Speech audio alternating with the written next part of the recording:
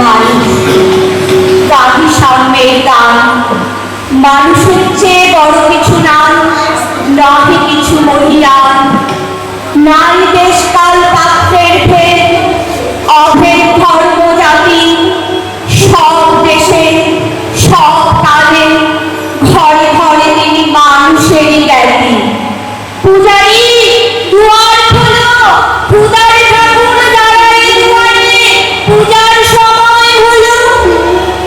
স্বপ্ন দেখিয়া আকুল পূজারী ভুলিল ভজনালয়। দেবতার ঘরে আজ রাজা রাজা হয়ে যাবে ঈশ্বর। জীর্ণ বস্ত্র শীর্ণ পাত্র ক্ষুধায় কণ্ঠহীন, ডাকিল প্রান্ত তার হলো বাবা, খাইনি গো 7 দিন। সহসা বন্ধ হলো মন্দির, ভুখারি ফিরিয়া চলে। তিনিও রাত্রি পথ জুড়ে তার ক্ষুধার মানিক জলে। ভুখারি ভুখারি কর ওই মন্দির, হয় দেবতা তোমার নাম। মসজিদে কাল শিরুনি আছিল, অভিল প্রস্তুতি বাঁচিয়া দিয়াছে মোল্লা সাহেব, হেসে তাই কুটি কুটি। এমন সময় এলো মুসাফির, গায়ে আধারির জিন। বলে বাবা আমি ভুখা থাকা আছি, আজ নিয়ে 7 দিন। ফেরিয়া বলিয়া মাতিল মোল্লা, ভেলা হলো দেখি দেখা। ভুখা আছো, মরো খাবারে গিয়ে, নামাজ পড়িস বেটা। ভুখারি কহিল না বাবা। মোল্লা আঁকিল তাহলে সারা সোজা পথ দেয়। গোস্ত রুটি নিয়ে মসজিদে দিল তারা। ভুখারি ফিরিয়া চলে, চলিতে চলিতে বলে 80টা বছর কেটে গেল, আমি ডাকিনি তোমায় প্রভু। আমার ক্ষুধার অন্ন তাবলে বন্ধ করনি প্রভু।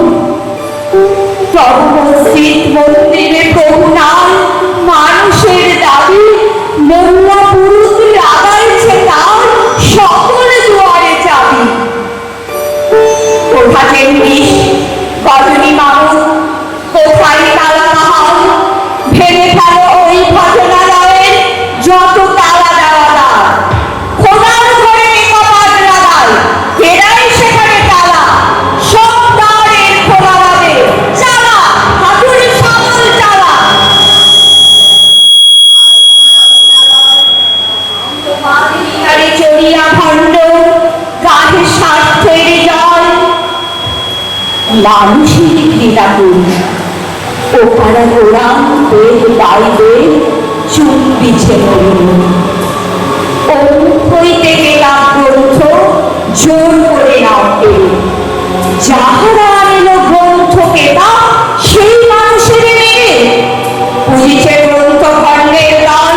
মূর্খরা সব শোনো, মানুষ এনেছে গ্রন্থ, গ্রন্থ আনিনি মানুষ কোনো। আদম লালন ঈশামশা ইব্রাহিম মোহাম্মদ, কৃষ্ণ বুদ্ধ নানক কবি বিশ্বের সম্পদ। আমাদেরই এরা পিতা পিতামহ। এই আমাদের মাঝে তাদেরই রক্ত কম বেশি করে প্রতি ধমনীতে রাজে। আমরা তাদের সন্তান জ্ঞাতি, তাদেরই মতন দেহ। কে জানি কখন ওরাও অগ্নি হয়ে যেতে পারি কেহ। হেসো না বন্ধু, আমার আমিষে কত অতলসীম। আমি কি জানি, কে জানি কে আছে আমাদের মহাবলী। হয়তো আসিতে কল্কি তোমাকে মেহেদি ঈশা, কে জানি কাহার অন্ত ও আদি, কে তাই কাহার দিশা। কাহারে করিছ ঘৃণা তুমি ভাই, কাহারে মারিছ নাতি। হয়তো উহার বুকে ভগবান জাগিছে দিবারাতি। ওকে চন্না ছুম্বাও কেন, ও নহে ভিন্নজীব। ওই হতে পারে হরিশ্চন্দ্র, ওই শ্মশানের শিব। আর চন্ডাল কাল হতে পারে মহাযোগী সম্রাট। তুমি কি কাল তাই অর্ঘ জানিবে, করিবে রাখাল বলিয়া কারে করভালা, ও হেলা কাহারে বাজে, হয়তো বকলে বোঝের গোপাল, এসেছে রাখাল সাজে। চাষা বলে করো কিনা, দেখো চাষা রূপে লুকায়ে জনক বলরাম এলো কিনা। যত নবী ছিল দেশের রাখাল, তারাও ধরিল হাল, তারাই আনিল অমর বাণী, যা আছে যা রবে চিরকাল। পালে গাড়িতে ফিরে যায় রীতি, ভিখারি ও ভিখারিণী, তার মাঝে কবে এলো ভোলানাথ গিরিজারা তাকি চিনি। তোমার ভোগের ঘাস পায়ে কাছে ভিক্ষা পুষ্টি দিলে, গাড়ি দিয়ে তাই মার দিয়ে তুমি দেবতারে ঠেকাইলে। সোনার রহিল জমা, কে জানে তোমায় লাঞ্ছিতা দেবী করিয়াছে কিনা ক্ষমা। বন্ধু তোমার বুক ভরালো, দু চোখে স্বার্থ ধুলি, নতুবা দেখিতে তোমার সেবিতে দেবতা হয়েছে পুরী। মানুষের বুকে যেটুকু দেবতা, বেদনা মথিত সুদা, তাই লুটে তুমি খাবে পশু, তাই দিয়ে মিটাবে ক্ষুধা। তোমার ক্ষুধার আহার তোমার মন্দ দড়ি জানে, তোমার মৃত্যু মান আছে তব প্রাসাদের কোনখানে। তোমারই কামনা রানী যুগে যুগে পশু, ফেলেছে তোমার মৃত্যু বিবরে টানি। যুগে যুগে পশু ফেলেছে তোমার মৃত্যু বিবরে টানি। The caste system is a well-known evil in our country.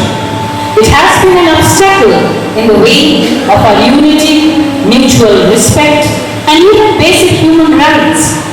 The so-called upper castes have exploited and attacked the others to such an extent that there has been irreparable damage, not only to those physically present, but to the very image of the victim castes.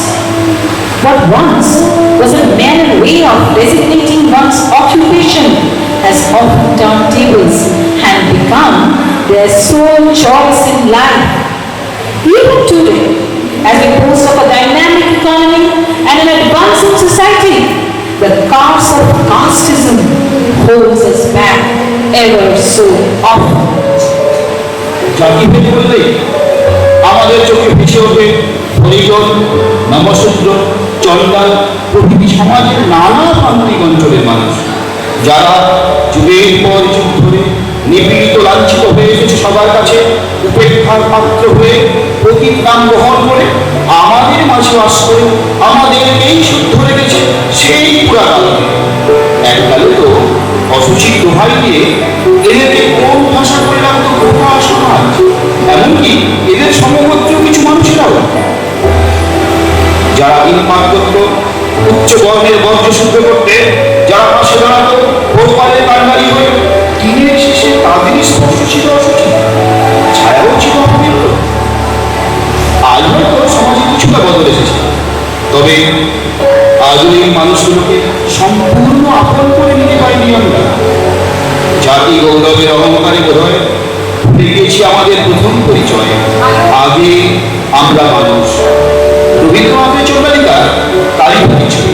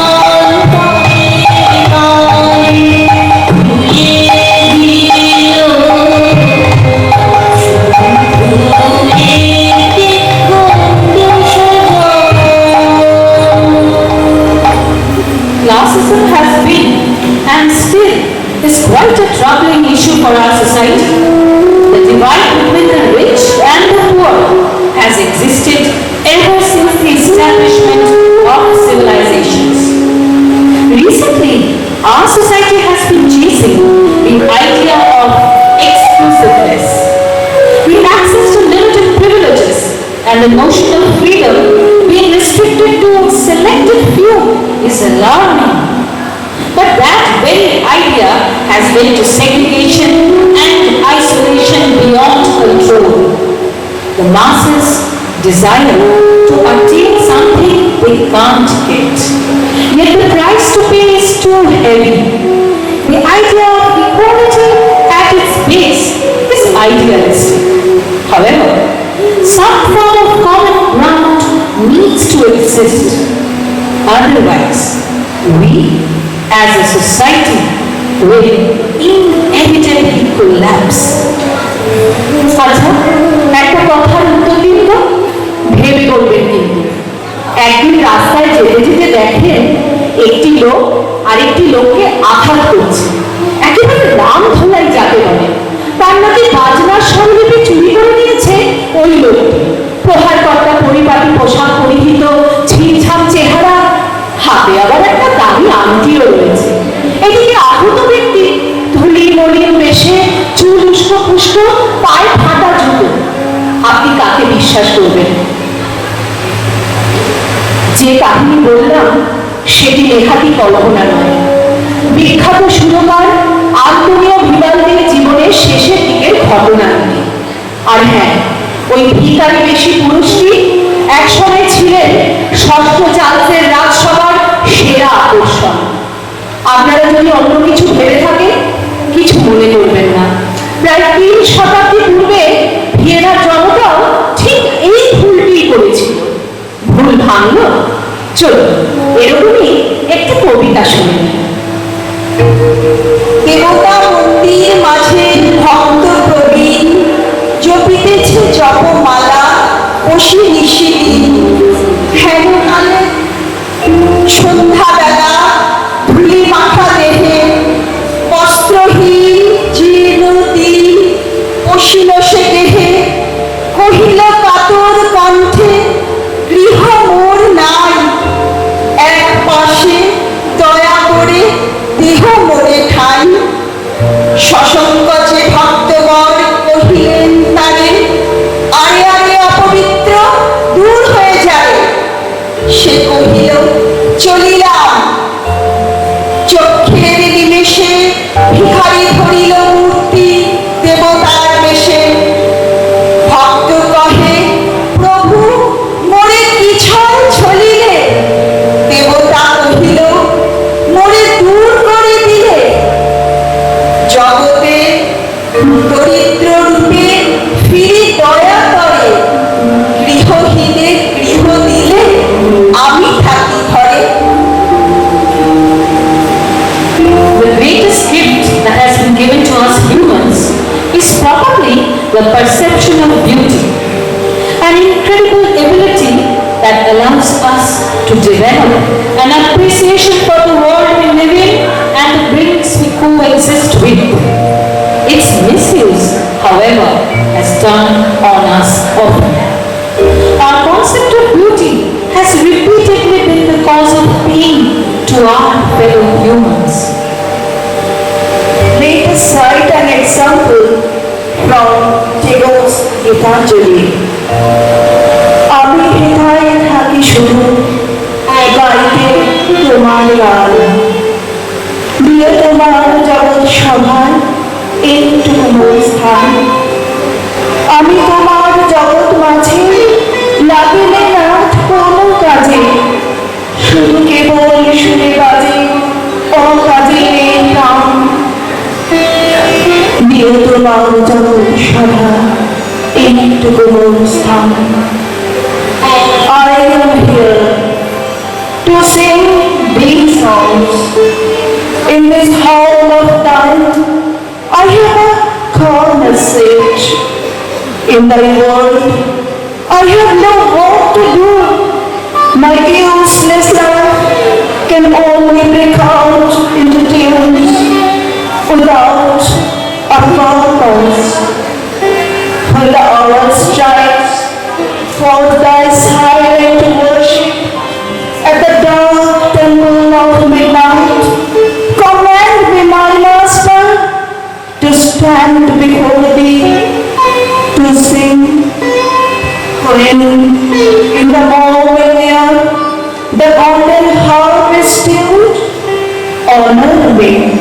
commanding my presence. সৌন্দর্যের ধারণা যুগে যুগে বদলাচ্ছে।